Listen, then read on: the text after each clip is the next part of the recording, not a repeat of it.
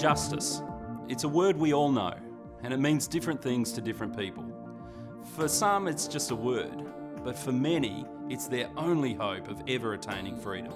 Young people are standing up, signing up, joining campaigns and Facebook groups. Certainly is the cool thing to be a part of right now. But like many fads, it may fade quickly, though its importance will never change.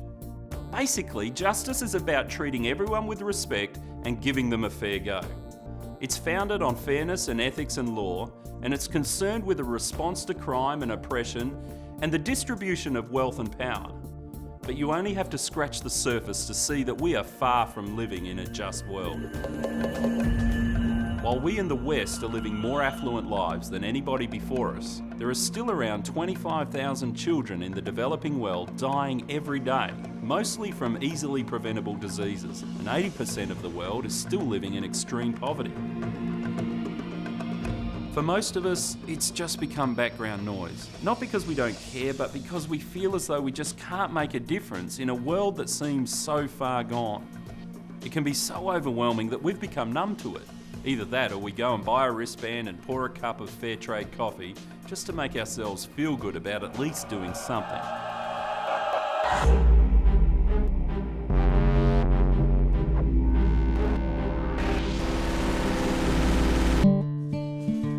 This is the average Ethiopian kid's shopping each week. Often when we think of someone with a passion for justice, we think of this guy. Nothing. Help some poor people. Was somebody here to cry? Did you know that more people are interested in freeing Willie than slaves? Did you need that jacket? You could have put a jacket on someone that doesn't have one. Another one. Every click. And another one. Another one. Every click. An Ethiopian kid dies. And another one. The truth is that no one wants to listen to this guy. In fact, most of us will make an effort to avoid him. It's not that he's a bad person, but his words just seem hollow. The whole justice thing is more of a fashion statement than anything, an identity. Often, he can be more interested in protesting than what he's protesting about. Sometimes it can seem that to care about justice, you have to be a hippie and sport some dreadlocks. But justice isn't limited to a type of person at all. God has called every one of us to justice, and history is full of people from all cultures and classes who have embraced its cause.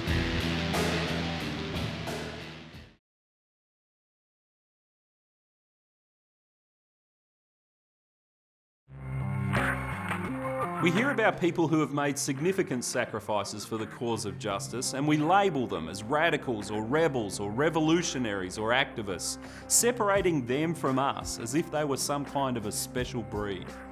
And then there's Jesus, the perfect model of what a life dedicated to justice looks like. He lifted up the weak and he humbled those who misused their power. He lived and breathed justice while at the same time remaining the kind of person that people just wanted to hang around. We hear teaching on how we're called to be like him, and it can freak us out thinking about how extreme the changes to our lives would have to be. So when it comes to justice, what does it mean to be Christ-like? How closely should we copy his example? Are we really all called to leave our day job and our normal lives to become a revolutionary?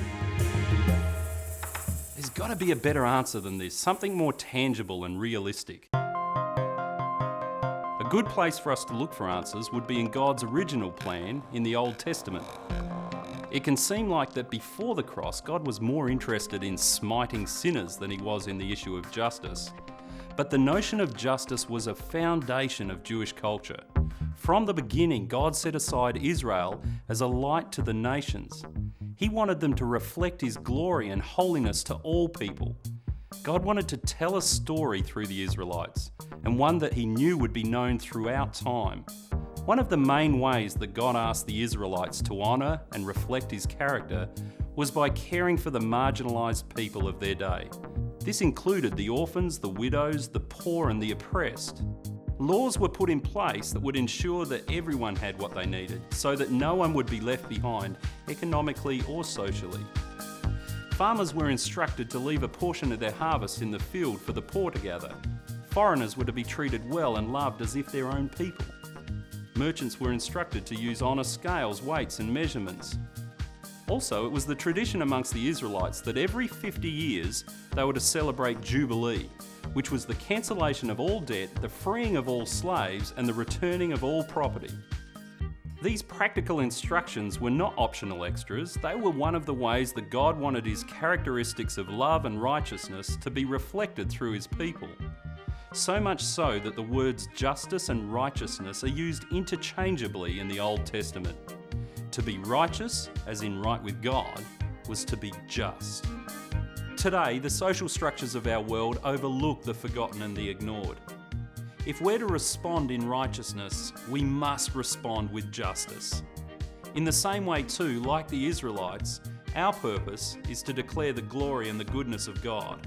God never asked us to be radicals, but rather to adopt some simple practices to give everyone a fair go. We're not all called to be revolutionaries. In fact, there'd be no need for them if each one of us would integrate justice into our lives.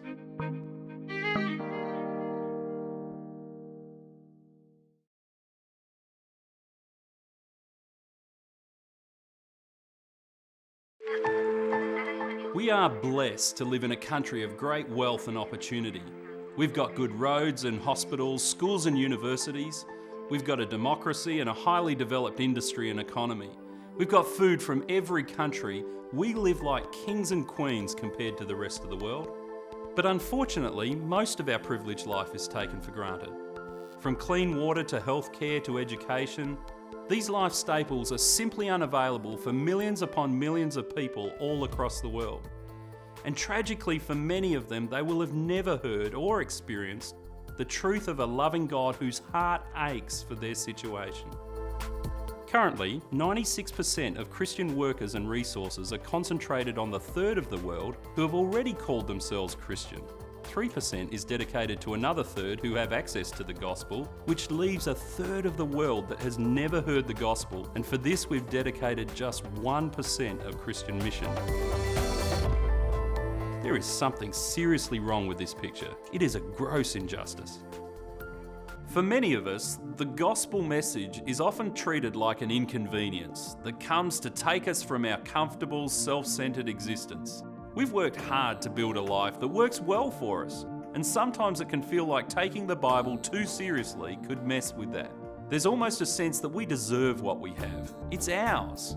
But for the millions of people in desperately unjust situations, the gospel is good news. The news that there is a God who actually values and cares about them. A God who not only cares about their spirit, but also desires to bring justice to their situation. We are a part of God's solution to this injustice. It's not a fight set aside for radicals and revolutionaries. The practice of justice should be factored into our everyday priorities, into the lives of everyone who follows Jesus. We hold love and truth in our hands to be taken to every corner of the earth.